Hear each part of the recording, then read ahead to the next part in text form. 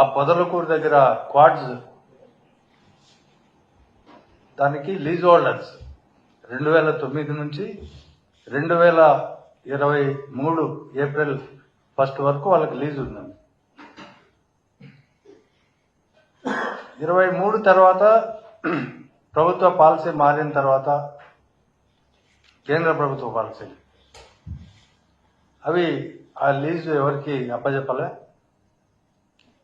అయితే ఈ సందర్భంలో అక్కడ అక్రమ మైనింగ్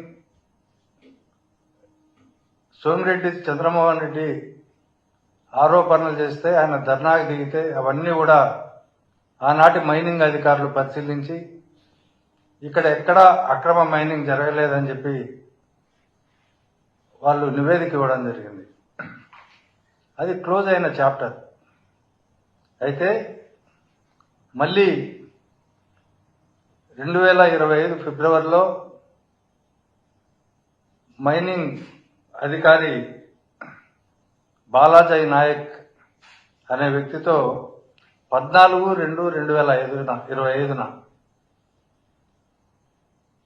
పోలీస్ స్టేషన్లో అతనితో కంప్లైంట్ ఇప్పించి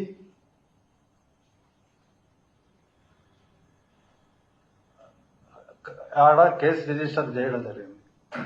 అయితే ఈ కేసులో అప్పుడు ముద్దాయిలుగా ముగ్గురిని చేరిస్తే ఆ ముగ్గురిని కూడా యాంటిసిపేటరీ బెయిల్ వచ్చింది. ఎందుకంటే అన్ని కూడా 7 సంవత్సరాల లోపు పడే శిక్షలే ఉన్నాయి కాబట్టి వాళ్ళంతా హైకోర్టును ఆశ్రయిస్తే యాంటిసిపేటరీ బెయిల్ ఇవ్వడం, తర్వాత స్ట్రిక్ట్ గా ఇప్పుడు 35(3) బిఎన్ఎస్ అంటామో అప్పుడు 41A సిఆర్పిసి ప్రకారం వాళ్ళతో వివరణ తీసుకొని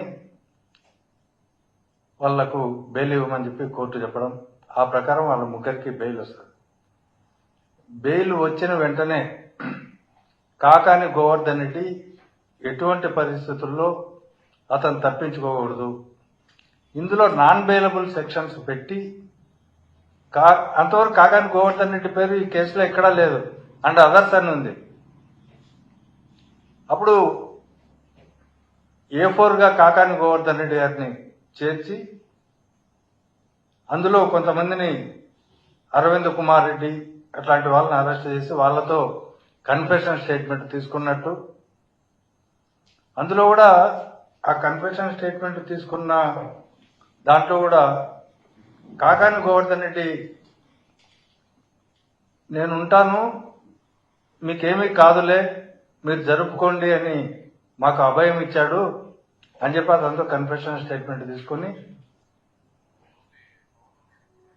తర్వాత 27/2/2025 సోమిరెడ్డి చంద్రమోహన్ రెడ్డితో పోలీసులకు ఒక స్టేట్మెంట్ రికార్డ్ చేసి 28/2/2025 అంటే మరుసటి రోజే ఆల్టరేషన్ మెమో ఒకటి కోర్టులో వేస్తారు. ఏది కాకాని గోవర్ధన్ రెడ్డి వాళ్ళ పేర్లు అంతకు ముందు లేవు, తర్వాత వీళ్ళందరినీ యాడ్ చేసి కోర్టులో ఒక మెమో వేయడం, 27ను ఆయనను విచారించినట్టు 28న ఆల్టరేషన్ మెమో. సెక్షన్లు కూడా మార్చేస్తారు. నాన్ బెయిలబుల్ సెక్షన్ అన్ని 10 సంవత్సరాల పైన ఉండే శిక్షలను తగిన సెక్షన్లను పెట్టి అతని బెయిల్ రాకుండా నిర్బంధించాలనే ఉద్దేశంతో ఒక తప్పుడు కేసు పెట్టారు. ఆ తప్పుడు కేసులో ఈరోజు అతన్ని అరెస్టు చేయడం అనేది ఈ పోలీసుల ఈ ప్రభుత్వ పైశాచికత్వానికి నిదర్శనం. ఎందుకంటే అంతకుముందు 3 ముద్దాయిలను ఇదే కేసులో బెయిలబుల్ అఫెన్సెస్ పైన పెడితే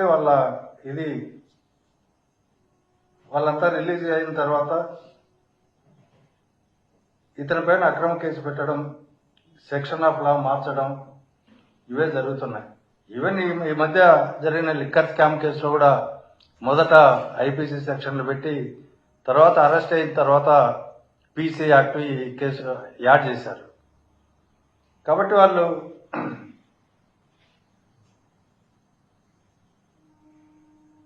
దీంట్లో కూడా ఎక్కడ ఈ గవర్నమెంట్ బాలాజీ నాయక్ ఇచ్చిన స్టేట్మెంట్ లో కూడా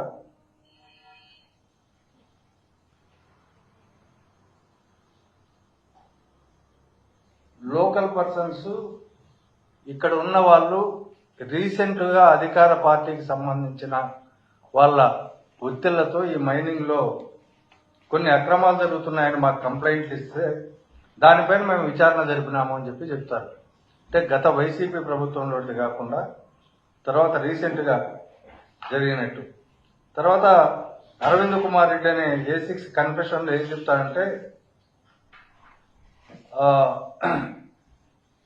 మాకు కాకాని గోవర్ధన్ రెడ్డి మినిస్టర్ గారు మీరు చేసుకోండి, మీకు ఏదైనా ప్రభుత్వం నుంచి సమస్యలు వస్తే నేను చూసుకుంటాను అని చెప్పి హామీ ఇచ్చినట్టు అతన్ని నిర్బంధించి అతన్ని కొట్టి అతనితో కన్ఫెషన్ స్టేట్మెంట్ తీసుకొని ఈ కేసు పెట్టడం ఇవన్నీ జరిగింది. ఇలా రాష్ట్ర వ్యాప్తంగా కూడా ఏదో ఒక పద్ధతిలో వీళ్ళు వైఎస్ఆర్సీపీ నాయకులపైన అక్రమ కేసులు బనాయించడానికి చూస్తున్నారు.